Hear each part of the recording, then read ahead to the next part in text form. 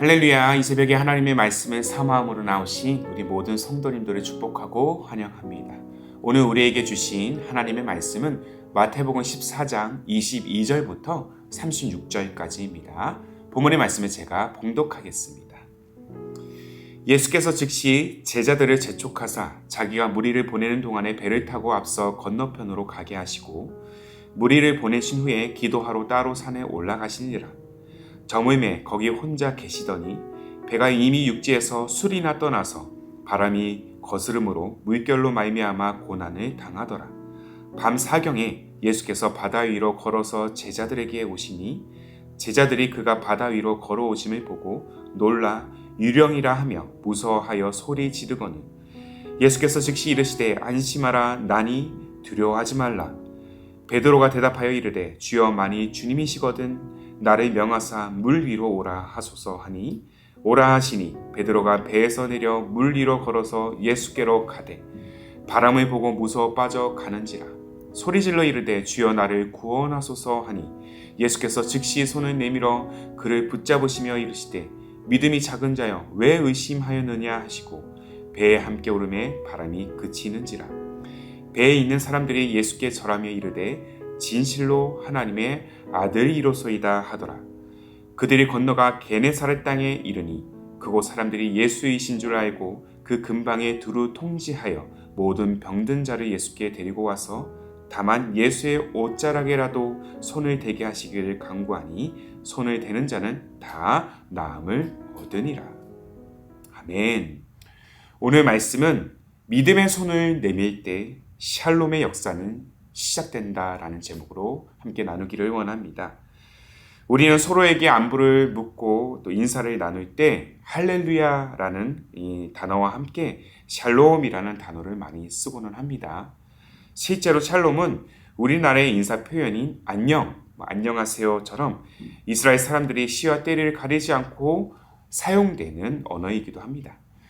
특히 유대인들은 안식일을 맞이하는 그 전날 만찬을 준비하고 서로에게 축배를 이렇게 들면서 샤바트 샬롬이라고 외칩니다. 샬롬은 히브리 단어로 또 우리 언어로 직역하면 평화, 또 평강, 평안을 뜻합니다. 의미적으로도 이 안녕과 매우 비슷하다고 볼 수 있습니다. 이 안녕이라는 이 한자어를 여러분들 알고 계시나요? 평안할 안자에 평안할 영자를 쓰고 있습니다. 이는 아무 탈이나 걱정이 없이 이 편안한 상태를 의미하는 것이죠. 그래서 밤새 안녕하셨습니까? 라는 이 밤사이에 아무 일 없이 평안하셨습니까? 라는 안부식 메시지로 그렇게 사용이 되는 것입니다. 여하간 이스라엘의 이 샬롬과 한국의 안녕은 그 쓰임새와 의미가 매우 비슷하다는 사실을 알 수 있습니다. 물론 이스라엘에 보케 토프라는 아침 인사가 있지만 샬롬과 안녕은 시와 때를 가리지 않는다는 점에서 이 인사가 그렇게 평화를 갈망했던 각국의 역사와 깊은 관련이 있음을 우리는 생각해 볼 수 있습니다. 또 이스라엘과 우리나라가 매우 비슷한 역사적 흐름을 가지고 있다는 점도 우리가 발견할 수 있어요. 양국의 인사는 그렇게 평화를 외치지만 이스라엘의 역사와 이 대한민국의 역사는 평화와는 거리가 먼 시대를 거듭해 왔습니다. 지리적인 특성상 수많은 외세의 침략을 받아야만 했기 때문이에요. 특히 이스라엘은 애굽, 블레셋, 바벨론, 아수르, 로마 등 역사의 대부분이 강대국의 압제와 함께 끝없는 포로기를 지내야만 했습니다. 그래서 언제 사그라들지 모르는 이 전쟁의 불길에 늘 공포가 엄습하고 한 치 앞도 내다볼 수 없는 그 내일을 염려하면서 폭풍같이 휘몰아치는 고난의 파도에 휩쓸려 버릴 것 같은 그 두려움이 늘 그 민족 가운데 끊이지 않았던 것이죠. 이처럼 이스라엘 민족은 그들이 전하는 샬롬과는 정반대의 역사를 그렇게 그려온 것입니다. 그럼에도 불구하고 이스라엘 민족은 평화를 갈망했습니다. 그들에게 아주 먼 옛날 선조 시대 때부터 약속된 그 평화가 있었기 때문이에요. 바로 메시아의 도래, 예수 그리스도의 오심을 통해서 모든 전쟁과 핍박으로부터 자유케 되는 그날을 그들은 꿈꾸었기 때문입니다. 그래서 백성들은 그 평화가 빨리 오기를 늘 고대하면서 자신이 사랑하는 이들을 향해서 친구들을 향해서 이런 고백을 외칩니다. 헤베누 샬롬 알레이켐. 헤베누 샬롬 알레이켐. 이것을 번역하면 내 친구여 내가 평화를 가져왔소 라고 할 수 있습니다. 헤베누는 우리가 가져왔다.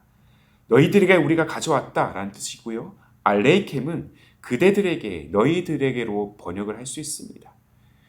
평화롭지 않은 시대 속에서 그들은 평화의 소식을 사랑하는 이들에게 가져왔다고 전하고 있는 거예요.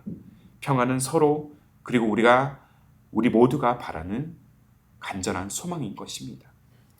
그러나 삶은 언제나 거친 풍랑이 이는 바다 한가운데 있는 것과 같습니다. 우리 주변에는 언제고 우리 생명을 앗아갈 위험천만한 것들이 넘쳐나기 때문입니다. 그래서 우리는 늘 현재와 미래를 염려하고 두려워합니다. 더욱이 먹고 살 것이 막막한 이 현실을 보느라면 애써 그렇게 꺼낸 용기마저도 수치스럽게 느껴집니다. 오늘 본문을 보면 동트기 새벽 직전 가장 어두운 시간에 제자들은 바다 한가운데서 거친 풍랑과 사투를 벌이고 있습니다. 기도하러 가신 예수님은 곁에 안 계신 지 좀 오래되었습니다. 고난에 처한 그들은 몹시 두려워합니다.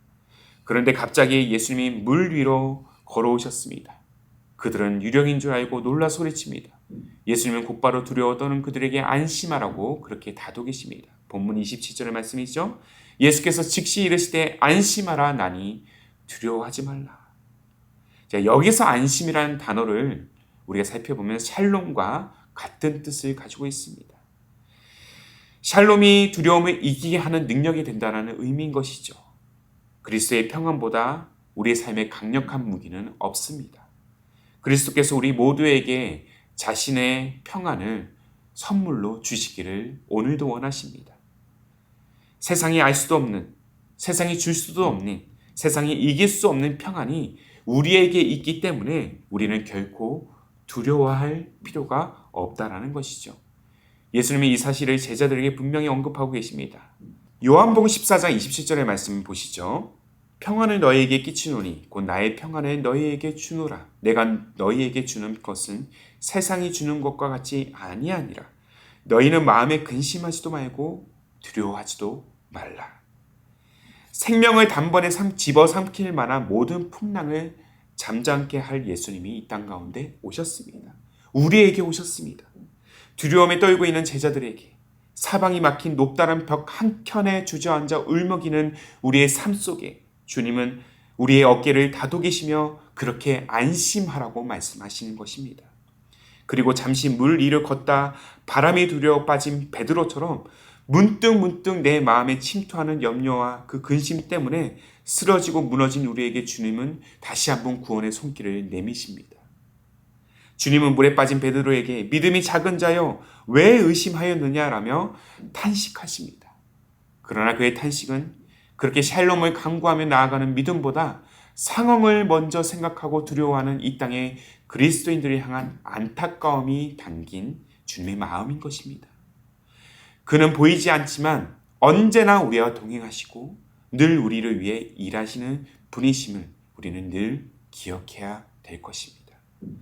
풍랑을 잠잠케 하시는 예수님을 향한 제자들의 그 고백처럼 우리도 주 예수 그리스도가 하나님의 참 아들이시요 우리를 죽음에서 건지실 구원자가 되심을 믿고 있습니까? 그렇다면 우리의 삶 또한 이 두려움의 배후인 염려와 근심의 자리에서 일어날 믿음의 용기를 가져야 할 줄로 믿습니다. 용기를 내면 다시 한번 믿음으로 우리가 주님께 우리의 손을 내민다면 주께서 반드시 우리를 잡아 일으키시고 또한 세상이 줄 수 없고 세상에 알 수 없는 놀라운 평안의 길로 우리의 삶을 이끄실 것입니다. 사랑하는 성도 여러분, 저와 여러분이 지금 두려워하는 것이 무엇입니까? 두려움에 떠는 우리에게 주님은 조용히 다가와 우리에게 이렇게 속삭이십니다. 자, 본문 27절의 말씀을 고 유진 피터슨의 메시지 성경에는 이렇게 직관적으로 기록이 되어 있어요. 안심하여라. 나다. 두려워 말라. 자, 이 메시지를 믿는다면 지금 바로 주님께 용기의 손을 내미시기를 바랍니다. 거듭되는 고난 속에서도 극심한 슬픔과 그 고통을 내가 마주할 때도, 비관적으로만 보이는 미래를 바라볼 때도 우리가 용기를 내어 믿음의 손을 주님께 내민다면 주님은 우리의 손을 꼭 잡아주실 것이며 오늘도 풍랑을 잠잠케 할 그 놀라운 평안, 샬롬의 역사가 우리 가운데 온전히 펼쳐질 줄로 믿습니다. 이 샬롬의 능력을 온전히 누리는 저와 여러분의 삶, 우리의 가정, 또한 우리의 기쁨이 되는 교회가 되기를 주님의 이름으로 축복합니다. 아멘. 함께 기도하겠습니다. 풍랑을 잠잠케 하시고 우리에게 안심하라 말씀하시는 주님, 우리의 인생은 매일매 순간 우리의 능력과 의지로는 도저히 감당할 수 없는 그 폭풍 같은 현실을 늘 마주할 때가 많습니다. 앞길이 전혀 보이지 않는 그 어둠 속을 헤매며 힘겨운 하루의 여정을 오늘도 지나고 있습니다. 그리고 예기치 못한 고난의 그 폭풍 한가운데 서 있을 때가 참 많습니다. 그래서 내 인생이 무엇보다 잘못될 것 같은 두려움에 사로잡힐 때가 있음을 고백합니다. 그러나 오늘 우리의 믿음의 시선이 앞에 놓인 폭풍우를 마주하는 것을 넘어서 그 폭풍을 넘어 현실을 초월하시는 주님의 평안을 온전히 바라보게 하옵소서. 세상은 늘 우리 내면을 두려움의 소용돌이로 내몰지만 주님은 우리에게 평안을 선사하시는 분임을 오늘도 신뢰하는 인생이 되게 하옵소서. 오직 주님만이 파도가 굽이치는 내 인생의 풍랑을 잠잠케 하시며 세상이 줄 수 없는 평안을 누리게 하실 줄로 믿습니다. 이 믿음으로 오늘 그리고 주어진 삶을 향해서 나아가는 우리 사랑하는 기쁨이 되는 게 모든 성도님들의 삶이 될 수 있도록 성령이여 도와주옵소서. 풍랑을 지나는 우리의 고통, 그 아픔, 슬픔, 그렇게 거센 파도에 굽이치는 그 순간에서도 주님은 우리와 동행하시고 함께 하시며 보호하신다는 사실을 고백합니다. 그렇게 우리가 주님께 믿음의 손을 내밀 때 샬롬의 역사가 시작되는 줄로 믿습니다. 이 샬롬의 역사를 오늘도 함께 누리는 우리의 삶, 우리의 가정, 우리 교회가 되게 하옵소서.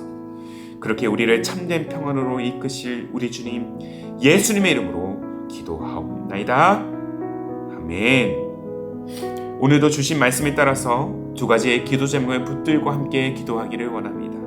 먼저는 거듭되는 고난의 폭풍과 슬픔의 파도를 그렇게 마주하는 순간에서도 믿음의 눈을 들어 주님을 바라보며 믿음의 손을 내밀어 샬롬의 역사를 우리가 소망하게 하옵소서. 한 걸음 더 나아가 기쁨이 되는 게 모든 성도들이 세상이 줄 수 없는 참된 평안을 오늘도 누리게 하시고 예배, 부서, 다락방 모임에서 이 샬롬의 은혜를 온전히 나누는 그러한 샬롬의 공동체가 되게 하옵소서. 이 두 가지의 기도 제목을 간절한 마음으로 함께 고백하시면서 기도로 오늘 하루의 삶을 열어가시기를 바랍니다. 함께 믿음으로 기도하시겠습니다.